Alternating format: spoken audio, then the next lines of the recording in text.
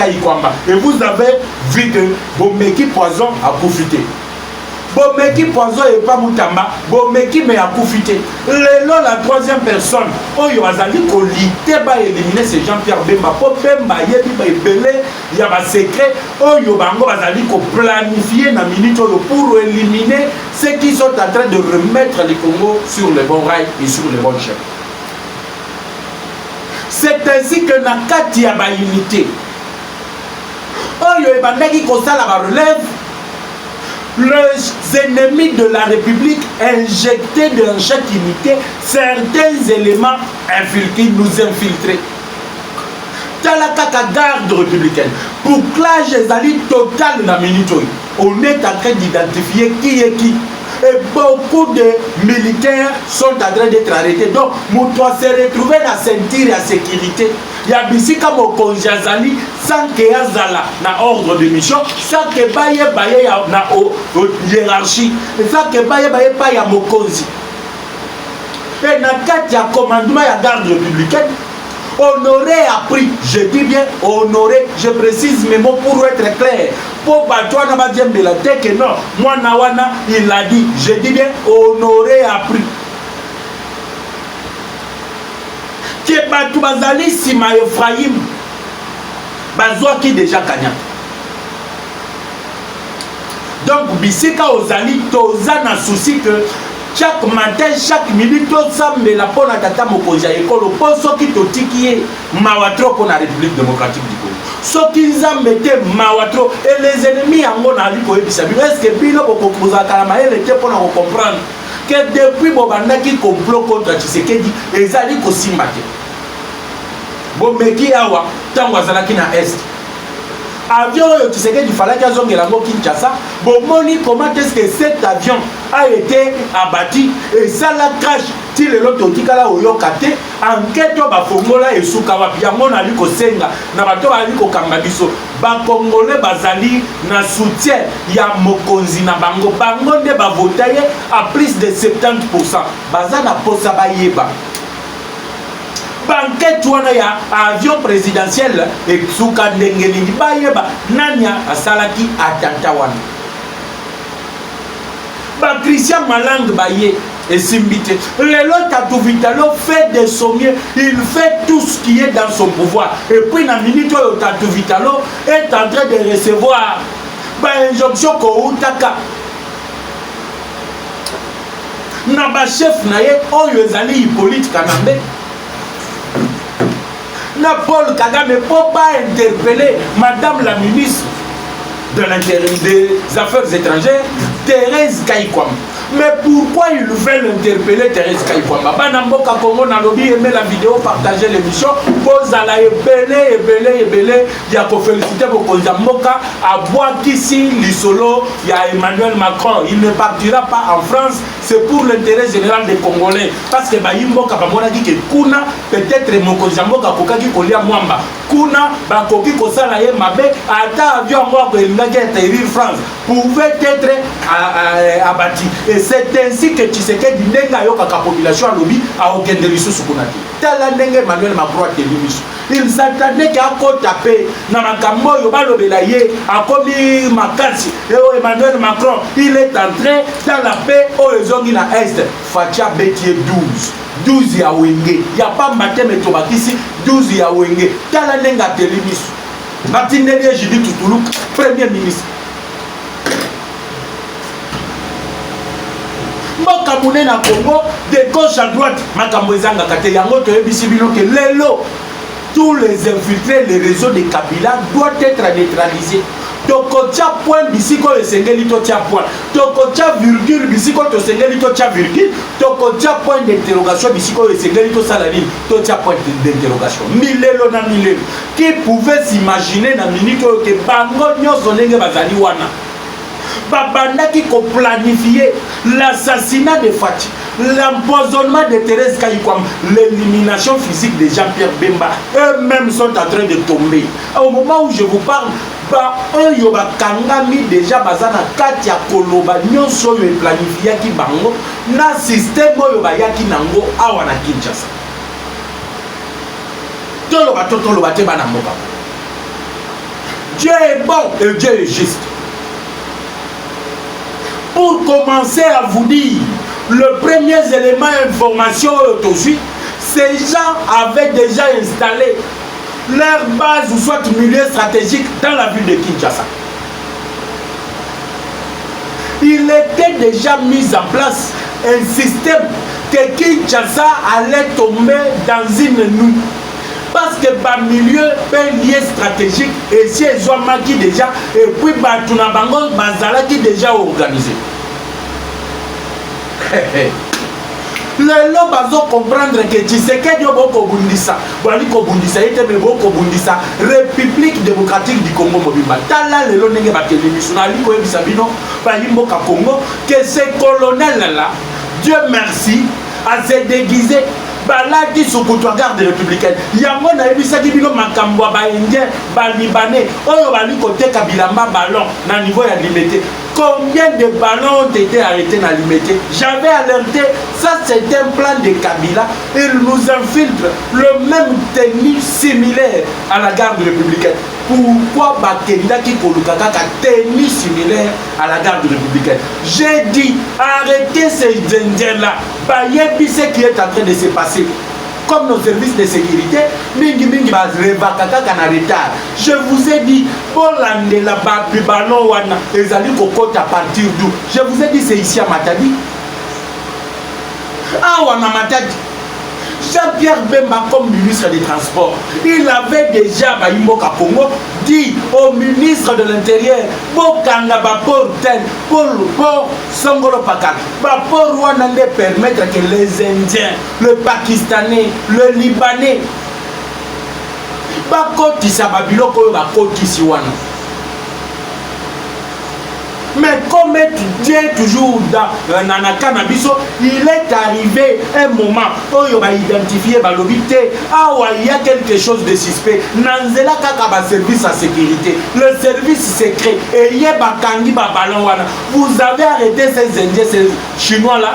Après 2 jours, Botiki Bango. Le même tennis que vous avez trouvé chez eux, ce sont les mêmes tennis. Oyo Bato Bakendaki na Oya Bazalaki Nango. Et comment va s'infiltrer qui n'a pas unité, il y a qui cause la relève, il y a qui cause la sécurité. Nalobi aimait la vidéo, partager l'émission. C'est le communicateur de la République, Kabila Olongate, Hippolyte Kanamba Olongate, Joseph Kabila Olongate, Nalobi bien, Joseph Kabila pour la 3e fois à Olongate, voire même Paul Kagame à Olongate, le loyemoko a commis Kolela, a commis Mbeyambe. Je vais revenir. Comment unité à relève. Ils étaient aidés par qui? Nakati ya Mulongo, il y a unité où il y a l'ikobaté la tata mokoja épaule. Banamboka Congo. Nous devons prier matin et soir. Mais parlons d'abord de Kagame. L'idiot de Kagame qui, visiblement, ceux qui ont tallié, ceux qui m'ont pas makaché, et au lokota Kagame Keina.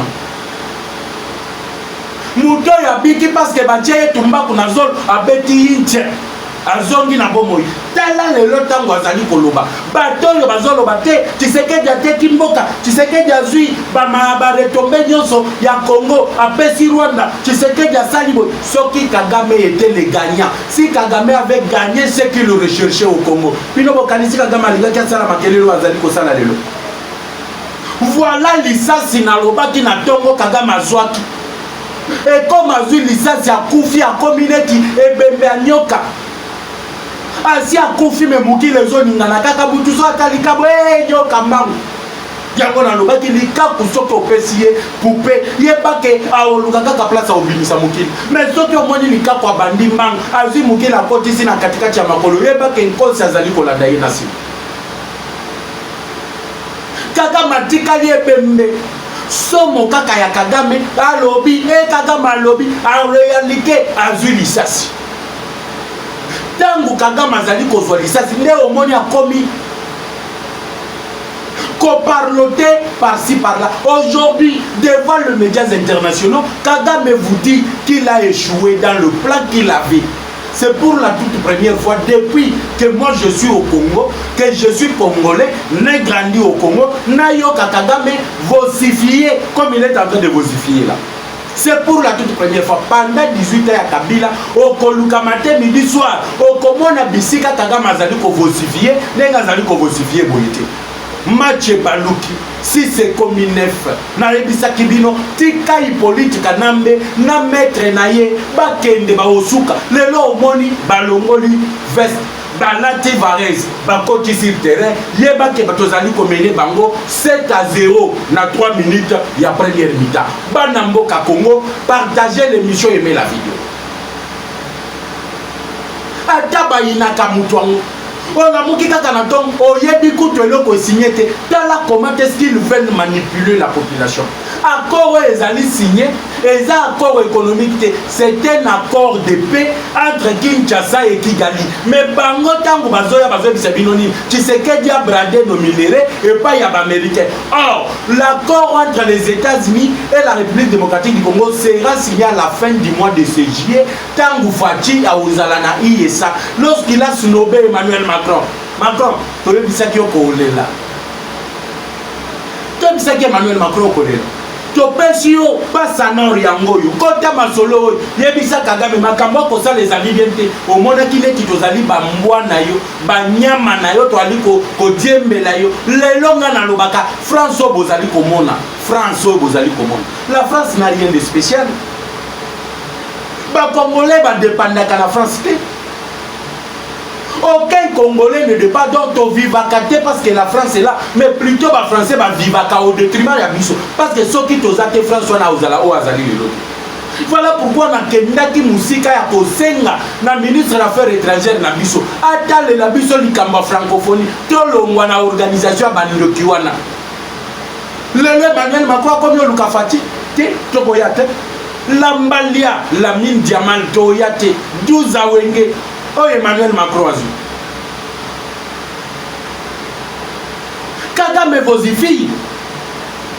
A comme une telanté la biloba loba. Aloba na tongo mabe, aloba na poko mabe. Pourquoi? Parce que tu sais qu'il y a bimisi le kuta il y a 30 ans. Oh ya kosaki communauté internationale. Batali si mutakala ya Paul Kagame. Atikali bolumbu. Kagame randi aujourd'hui néant devant la communauté internationale. Le rapport des Nations Unies, les experts des Nations Unies, matin, midi, soir, il vous dit et crucifie que Paul Kagame c'est lui l'auteur de 10 millions de morts à l'est de la RDC. Mais ceux qui balobent 6 millions, mais ceux qui sont morts ne sont pas au nombre de 6 millions. Baleki 6 millions, au-delà de 28 millions de morts. Et aujourd'hui, voir Donald Trump dire dans un point de presse tenu, Wanda Telemi, ministre na biso l'héroïne Thérèse Kaikwamba que je salue à Telemi à lobby, bateau bakufi na Congo, baleki bateau bakufa na guerre mondiale. Ça ne vous dit pas quelque chose. Et aujourd'hui, la réaction n'a pas pour parler n'a plus loba ya Kagame. Oh ya utaki koloba. Bana mboka Congo. Ndekao Kagame azuli. Azuna no masasi ya Tshisekedi a dénoncé atali Simon Dumobimba tala lokuta tangu Simon Dumobimba bafongoli misu Kagame kao ameki koya koloba ngai dengela zaboye vous avez dit que vous allez attaquer Kigali dengenga na zaliboye je vais vous atteindre là où vous êtes Kagame soki oza makasi venez soki oza makasi yaka tozo zelayo toza mibali Congo yango etelemi ke noto na Iran. Mais la réaction de Massad de Boulos n'a continué ton azonga na unité spéciale plutôt il y a garde républicaine parce que batoye bisakanga mais pourquoi otika kana no okei après aux zones na silisanana. La réaction de Massad de Boulos ba imboka Congo je suis dans la joie. Massad de Boulos crucifie Paul Kagame. Alobi Kagame alobi encore oyo nazomona neti ba ko respecter yango te. Qui ne voit pas l'espoir tango ba bimaki na ba conteneur ba char de combat ils vous ont menti ba ebisaki bino ke ba oyo ba bimi ezali Samidaire. Ce n'était pas la Samidaire, c'était le premier matériel de l'armée rwandaise qui quittait la ville de Goma parce qu'ils avaient réussi la menace que bango babandaki ko s'attendre na ngote. Pe na minute Massad Boulos Salobi, mutoyo a co-respecté. C'est là maintenant que la politique est comme elle. C'est là qu'on a cloué Paul Kagame. Des sanctions financières qui ont été prises seront accentuées. Et Paul Kagame a koufate. Sanction ni ali kolanda bana mboka Congo na lobato na lobati. Et maintenant vidéo partagez Michon, abonnez-vous massivement. Talaka ka raison na bango ya katiawa to bouleverser yango.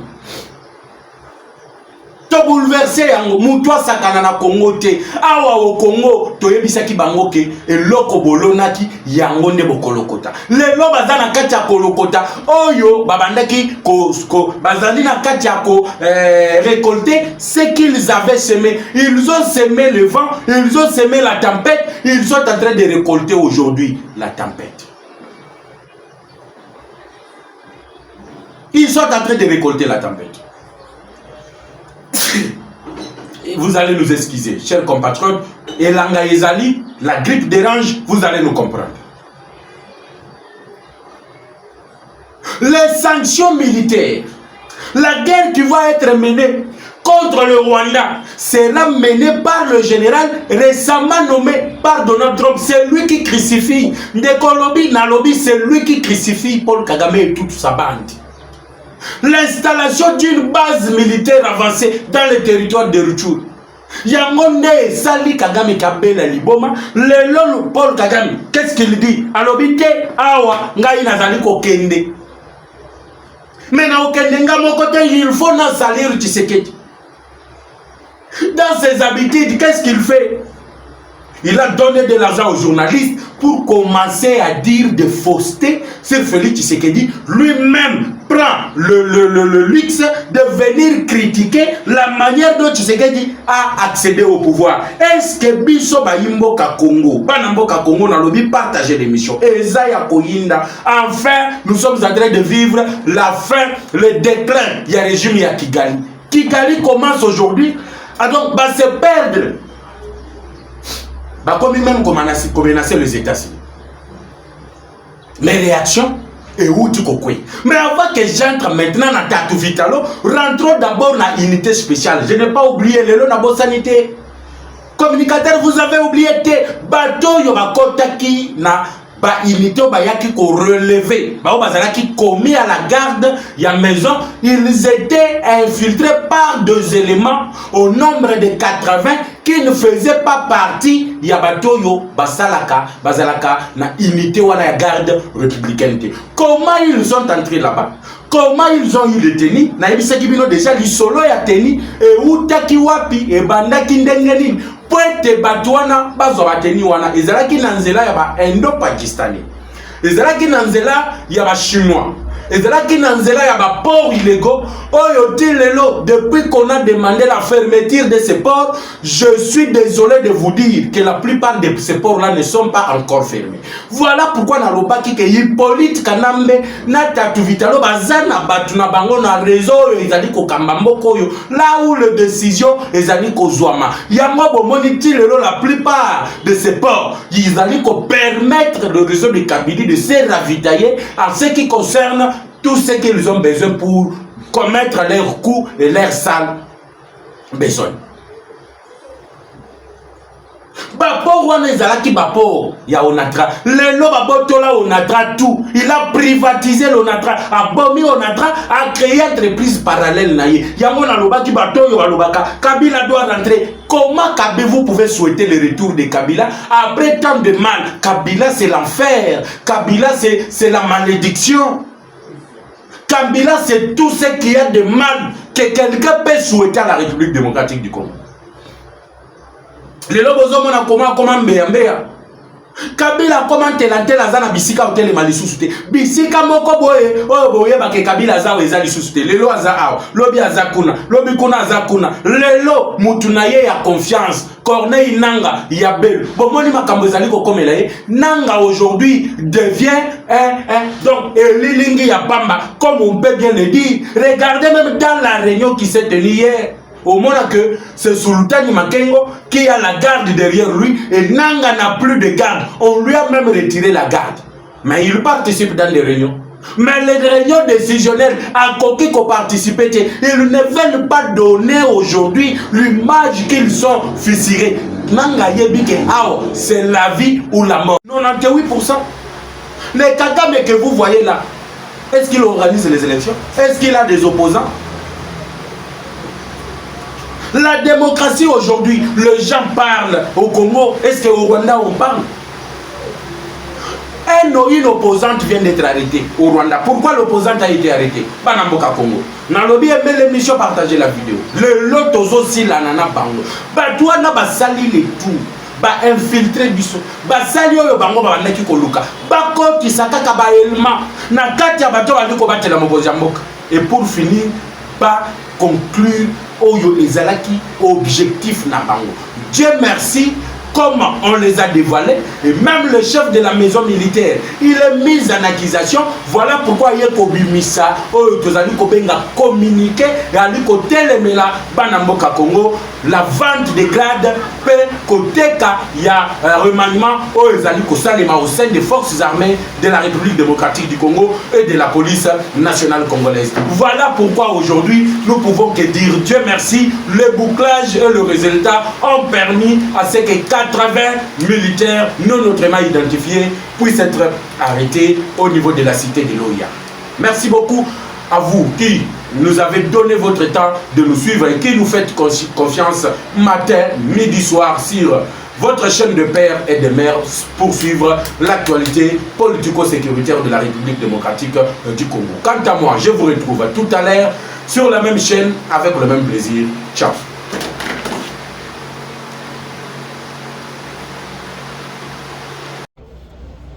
Déjà. Voilà pourquoi tango babimaki naba conteneur ba char de combat, ils vous ont menti. Ba ebisaki binoke ba oyo babimi ezali Samidaire, ce n'était pas la Samidaire, c'était le premier matériel de l'armée rwandaise qui quittait la ville de Goma parce qu'ils avaient réussi la menace que bango babandaki ko s'attendre na ngote. Pena minute au Massad Boulo Salobi, Moutoyo a co-respecté. C'est là maintenant que la politique est comme elle. C'est là qu'on a cloué Paul Kagame. Des sanctions financières qui ont été prises seront accentuées. Et Paul Kagame a koufaté. Sanctions ni ali kolanda banamboka Congo na lobato na lobati. Et maintenant une vidéo partagez une show, abonnez-vous massivement. Talaka ka raison na bango ya katiawa to bouleverser yango. To bouleverser yango mutwa sakana na Congo te. Awa au Congo to yebisaki bango ke eloko bolonaki yango nde bokolokota. Lelo bazana kati ya kolokota oyo babandaki ko bazali na kati ya ko récolter ce qu'ils avaient semé. Ils ont semé le vent, ils ont semé la tempête, ils sont en train de récolter aujourd'hui la tempête. Ils sont en train de récolter la tempête. Vous allez nous excuser, chers compatriotes. Et Langa Ezali, la grippe dérange, vous allez nous comprendre. Les sanctions militaires, la guerre qui va être menée contre le Rwanda sera menée par le général récemment nommé par Donald Trump. C'est lui qui crucifie Ndekolobi Nalobi, c'est lui qui crucifie Paul Kagame et toute sa bande. L'installation d'une base militaire avancée dans le territoire de Rutshuru. Yangonde Sali Kagame Kabela Liboma. Le Paul Kagame, qu'est-ce qu'il dit? Alobite awa ngai nazali ko kende. Mais na okende nga mon côté, il faut non salir Tshisekedi. Dans ses habitudes, qu'est-ce qu'il fait? Il a donné de l'argent aux journalistes pour commencer à dire des faussetés sur Félix Tshisekedi. Lui-même prend le luxe de venir critiquer la manière dont Tshisekedi a accédé au pouvoir. Est-ce que Biso Baimboka Congo, Banamboka Congo, n'a lobby partagé l'émission? Ezaya Koyinda. Enfin, nous sommes en train de vivre la fin, le déclin. Il y a le régime, il y a Kigali. Kigali commence aujourd'hui à donc se perdre. Comme même menacer les États-Unis. Les réactions et où tu coquilles. Mais avant que j'entre maintenant dans Tatou Vitalo, rentrons d'abord dans l'unité spéciale. Je n'ai pas oublié le lot de sanité. Communicateur, vous avez oublié tes bateaux yobakotaki na ba unité ba yaki ko relever ba bazala qui commis à la garde ya maison, ils étaient infiltrés par deux éléments au nombre de 80 qui ne faisaient pas partie ya batoyo basalaka bazalaka na unité wana ya garde républicaine. Comment ils sont entrés là-bas? Comment ils ont eu le tennis? Na ebisaki bino déjà li solo ya tennis et utaki wapi e bandaki ndenge nini poete batwana bazo bateni wana ezalaki na nzela ya ba indo-pakistanais, ezalaki na nzela ya ba chinois, ezalaki na nzela ya ba ports illégaux. Oyo tilelo, depuis qu'on a demandé la fermeture de ces ports, je suis désolé de vous dire que la plupart de ces ports-là ne sont pas encore fermés. Voilà pourquoi na lobaki ke Hippolyte Kanambe na Tatu Vitalo bazana batu na bango na réseau ezali ko kambambo koyo là où le décision ezali ko zwama. Yango bomoni tilelo la plupart de ces ports, ils allaient ko permettre le réseau de Kabylie de se ravitailler en ce qui concerne tout ce qu'ils ont besoin pour commettre leurs coups et leurs sales besoins. Bapor wana ezalaki bapor ya Onatra. Lelo babotola Onatra tout. Il a privatisé l'Onatra, a bomi Onatra, a créé une entreprise parallèle naïe. Yango na lobaki bato yo balobaka. Kabila doit rentrer. Comment Kabila vous pouvez souhaiter le retour de Kabila après tant de mal? Kabila c'est l'enfer. Kabila c'est la malédiction. Kabila, c'est tout ce qu'il y a de mal que quelqu'un peut souhaiter à la République démocratique du Congo. Les lobos ont comment mbea. Kabila comment telantel azana bisika hotel malisusuté. Bisika moko boye oyo boye ba ke Kabila za ezali susuté. Lelo aza aw, lobi azakuna, lobi kuna azakuna. Lelo mutuna ye ya confiance. Corneille Nanga Yabel. Bomoni makambo ezali ko komela ye. Nanga aujourd'hui devient donc Elilingi Yapamba, comme on peut bien le dire. Regardez même dans la réunion qui s'est tenue hier. Au moment que c'est Sultani Makengo qui a la garde derrière lui et Nanga n'a plus de garde. On lui a même retiré la garde. Mais il participe dans des réunions. Mais les réunions décisionnelles à qui participent, ils ne veulent pas donner aujourd'hui l'image qu'ils sont fissurés. Nanga yebike ao, c'est la vie ou la mort. C'est ainsi qu'il avait envoyé le premier groupe voir Félix Antoine Tshisekedi Tshilombo pour plaider son cas. Il est entre la vie et la mort. Vous allez voir Nanga là-bas, mais regardez la réaction de Nanga. Vous allez voir que Azamutu normalité. Il est dépassé par les événements. Il est dépassé par les événements. Et les réseaux là continuent encore d'utiliser les gens. Yango na lobaki tokola laté tant que tosi lani nanu na bato bazali ba infiltré. Notre combat est de mettre hors d'état de nuire batunyo sowana o bazali ko bundisa mboka na biso République démocratique du Congo. Ils peuvent se dire que lelo ils ont de l'avance mais lobby toko rattraper yango. Toko rattraper bango. Voilà pourquoi na liko senga na ba congolais tout d'ici le 9 au niveau de la cour de cassation et Koyinda. Procès contre Moutamba. To Koyindi sango na ndenge moko osakanate. Parce que to yebi plan na bango yo ndenge ba fonctionner. To yebi la manière dont ils fonctionnent, ils utilisent les Congolais. Petozali wana pour défenêtrer tout cela. Les corrompus de Vondou là, nous allons les défenêtrer. L'action disciplinaire sur la table du président du Conseil supérieur de la magistrature. Ils ont essayé de renverser le commandement de l'appareil judiciaire, ils n'ont pas réussi. Ils ont utilisé la corruption, ils n'ont pas réussi. Et aujourd'hui, ils sont en train de payer cash tout le sale besoin au Yobasalaki. Ce quand des réseaux est permettak, na ba unité yaki ko sala relève, ya ko injecter ba élément mabé, o bazali ba sniper rwandais. Leur objectif, comme d'habitude, nous devons éliminer Félix Tshisekedi. Mais cette fois-ci, vous n'allez pas éliminer Tshisekedi comme vous l'avez fait avec Laurent Désiré Kabila. Sauf que Goma, soi-disant Tatana Laurent Désiré Kabila, Tshisekedi Azali Mwana Congo. Quand il a pris le pouvoir, il a laissé le pouvoir entre les mains de Dieu. Dans les stades de martyrs. Nabakoko, Nanzamba Likolo, Bamoni, que moi, no, Azali na volonté, Yakobo Samboka. Tout ce que vous pouvez mettre en place est aussi mbatté parce que Congo est coquille jamais cause à la dépendant il y a ba toyo ba européen ba français ba yela biso na mboko. Suka il faut ka toka bwana na ba. Suka il faut toka bwana kaka na bango bana mboka Congo. Na lobby bien aimer la mission, partager la vidéo. Ezo yinda na ndenge moko osakana te. Soki omoni Kagame komi biloba loba, ça veut dire que ba toucher ye place oyo abandaki ko s'attendre te ke bakoka ki kosim. Basimbi na bisika et c'est ainsi qu'il organise.